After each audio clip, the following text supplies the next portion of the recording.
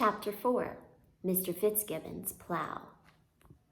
When Mrs. Frisby went into her house, she found Timothy asleep and the other children waiting, frightened, sad, subdued. "He went to sleep right after you left," Teresa said. "He woke up twice, and the second time he wasn't delirious. He said his chest hurt and his head hurt." "But, Mother, he seemed so weak he could scarcely talk. He asked where you were, and I told him. Then he went back to sleep." Mrs. Frisby went to where Timothy lay, a small ball of damp fur curled under a bit of cloth blanket. He looked scarcely larger than he had when she and Mr. Frisby had carried him to Mr. Age's as an infant, and the thought of that trip made her wish that Mr. Frisby were alive to reassure the children and to tell them not to worry. But he was not, and it was she who must do it. "Don't worry," she said. "Mr. Ages gave me some medicine for him and says he will recover." She mixed the contents of one of the packets, a gray-green powder, in water, and then gently shook Timothy awake. He smiled. "You're back," he said in a voice as small as a whisper. Simile. "I'm back, and I've brought you some medicine. Mr. Ages says it will make you all right." She lifted his head on her arm, and he swallowed the medicine. "I expect it's bitter," she said. "It's not so bad," he said. "It tastes like pepper." And he fell back to sleep immediately. The next morning, as predicted, his fever was lower, and his breathing grew easier, and his heartbeat slowed down. Still, that day he slept 7 hours out of each 8. The next day he stayed awake a little longer, and on the third day he had no fever at all, just like Mr. Ages had said. However, since Mr. Ages had been right in all that, Mrs. Frisby knew he was sure to have been right on the other things he had said. Timothy was not really strong yet. He must stay in bed, stay warm, and breathe only warm air. During those 3 days, she had stayed close by his side, but on the 4th, she felt cheerful enough to go for a walk, and also to fetch some more of the corn from the stump so they could have it for supper. She went out her front door into the sunshine and was surprised to find a spring day waiting for her. The weather had turned warm while she had stayed indoors. February was over and March had come in, as they say, like a lamb. There was a smell of dampness in the air as the frosted ground thawed, a smell of things getting ready to grow. It made her feel even more cheerful than before, and she walked almost happily across the garden. And yet, despite the fine warmth of the day, indeed, in a way because of it, Mrs. Frisby could not quite get rid of a nagging worry that kept flickering in her mind. It was the worry that if you push it out of the corner of your thoughts, it pops up in that corner. And finally in the middle, where it has to be faced. And that was the thought of moving day. Everybody knows that the groundhog comes up from the deep hole where he has slept away the winter, looks around, and if he decides the cold weather is not over, he goes back down to sleep for another 6 weeks. Field mice, like Mrs. Frisby, are not so lucky. When the winter is over, they must move out of the garden and back to the meadow or the pasture. For as soon as the weather allows, Farmer Fitzgibbon's tractor comes rumbling through, pulling the sharp-bladed plow through the soil, turning over every foot of it. No animal caught in the garden that day is likely to escape alive.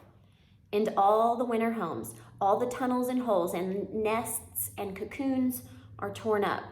After the plow comes with its heavy creaking discs, then soon the people with the hoes and seeds.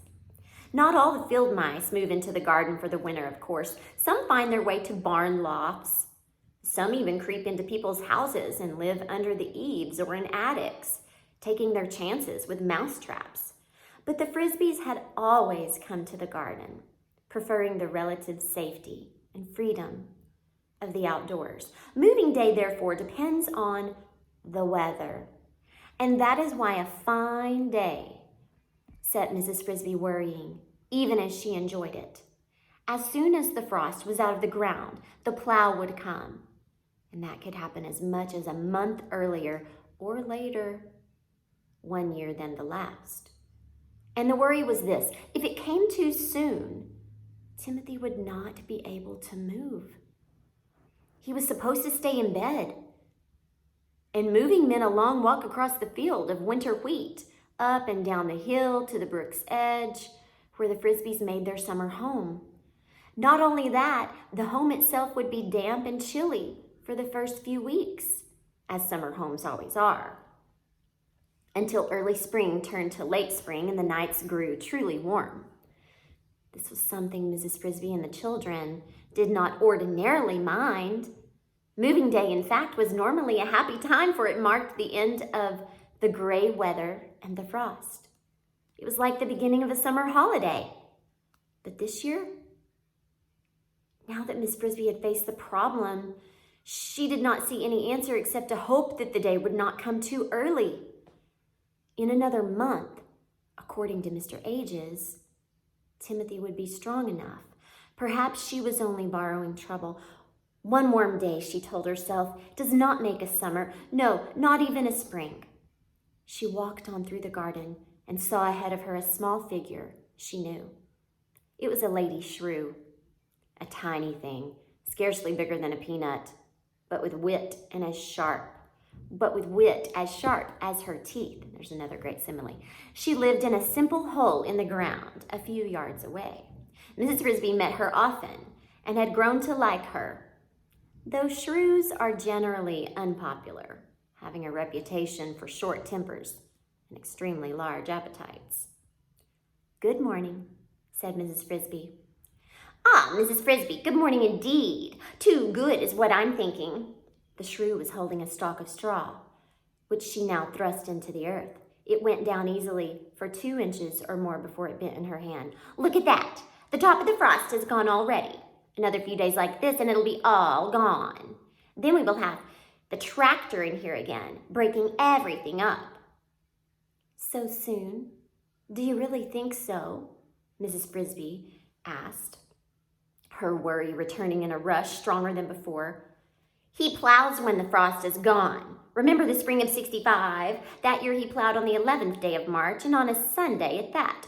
I moved down to the woods that night and nearly froze to death in a miserable hollow log. And that day came after a week of days just like this." Mrs. Frisby did remember it. Her family, too, had shivered through those cold nights. For the fact was, the earlier moving day came, the colder the nights were likely to be. "Oh dear," she said. "I hope it doesn't happen this year. Poor Timothy is too sick to move." "Sick, is he? Take him to Mr. Ages." "I've been myself, but he was too weak to get out of bed and still is." "I'm sorry to hear that. Then we must hope for another frost, or that the tractor will break down. I wish someone would drive a tractor through his house and see how he likes it." So muttering, the lady shrew moved off, and Mrs. Frisby continued across the garden. The remark was illogical, of course, for they both knew that without Mr. Fitzgibbon's plow, there would be no garden to live in at all. And there was no way he could turn the earth without also turning up their houses. Or was there? What the shrew had said was meant to be sympathetic, but it was not helpful. It meant Mrs. Frisby realized that she, too, could see no solution in the problem. But that did not mean that there was none. She remembered something her husband, Mr. Frisby, used to say: "All doors are hard to unlock unless you have the key." All right, she must try to find the key. But where? Whom to ask? And then, as if to make things worse, she heard a sound that filled her with alarm. It came from across the fence in the farmyard, a loud, sputtering sound. A roar. It was Mr. Fitzgibbon starting his tractor.